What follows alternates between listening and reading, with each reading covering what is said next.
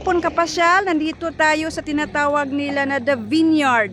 Dito pa rin sa Amaya View. So let's do a walking tour here para makita natin ang kabuuhan. Pasyal-pasyal tayo.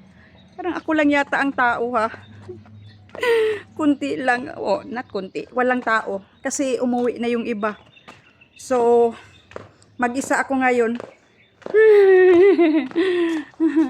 Pero hopefully may pupunta kasi sabi nila maganda dito. So vineyard, ibig sabihin no pinching and picking of the grape berries, no cutting or picking any part of the grapevines. Okay. Okay, may mga rules, mga alintuntunin sa lugar na ito. Yon, binasa ko yung iba kanina. Okay, sige. Let's go. Punta tayo sa loob. Kaya pala vineyard kasi vineyard nga. Alam mo yun? Mga tanim na vineyard. Wow, ang ganda. Yeah, ang ganda oh. Sige. Punta tayo.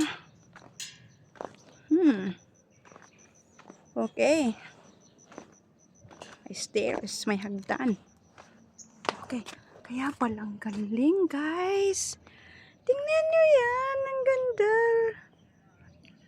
Ang ganda ng ano niya. So yun, yan pala ang mga, ano ba yan? Vineyard. Grapes? Grapes, right? Tama? Ayun. Grapes. Galing ha. Sige guys, lakad-lakad tayo. Galing dito. Ang lamig. Ito palang vineyard. Okay, parang ginawa nilang ark. Ang ano, ang taniman. Okay, so gandang maglakad kasi it's malamig. Very cool. Okay. Sana makagawa ako nito sa bahay. It's imposible yun. Okay. So sige. Pero ang gandang maglakad guys ha. Yeah, may nahulog ng mga grapes. Ito pala yung taniman ng grapes kaya vineyard.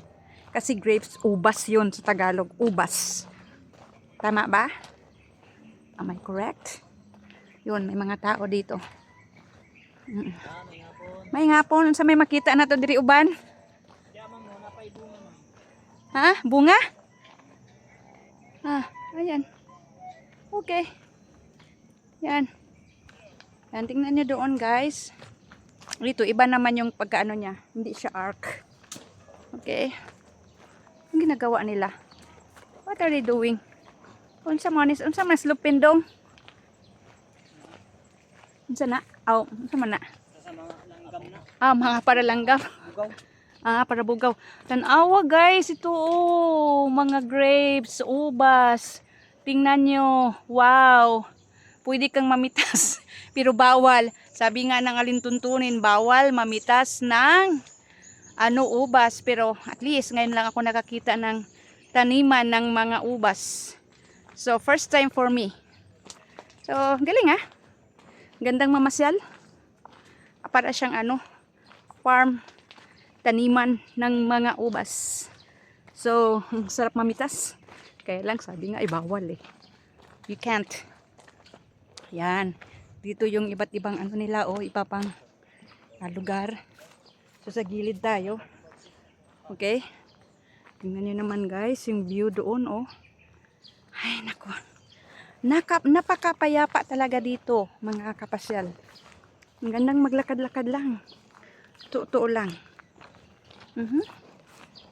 Yan.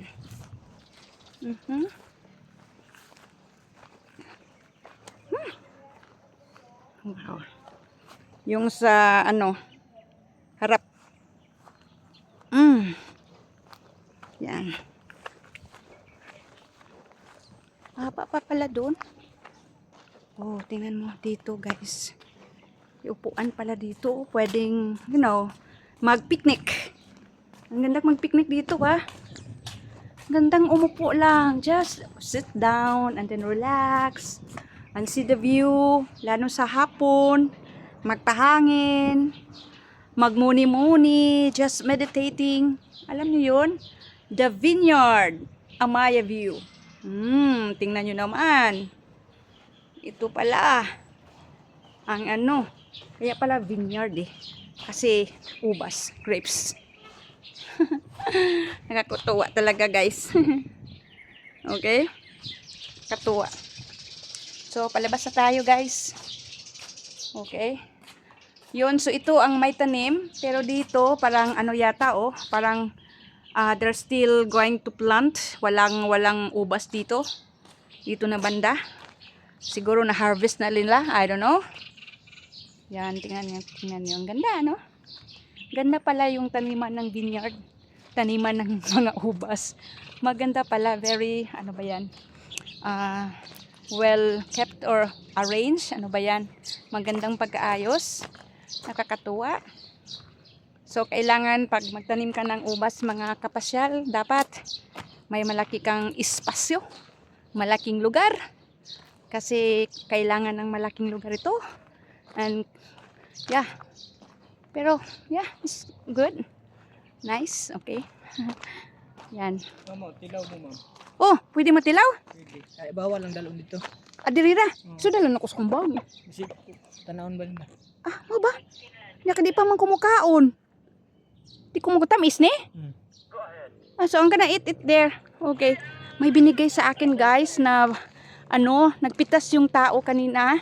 Tapos, binibigyan niya ako. Tapos, bawal dalhin. So, kailangan ko kakainin dito. So, paano yan?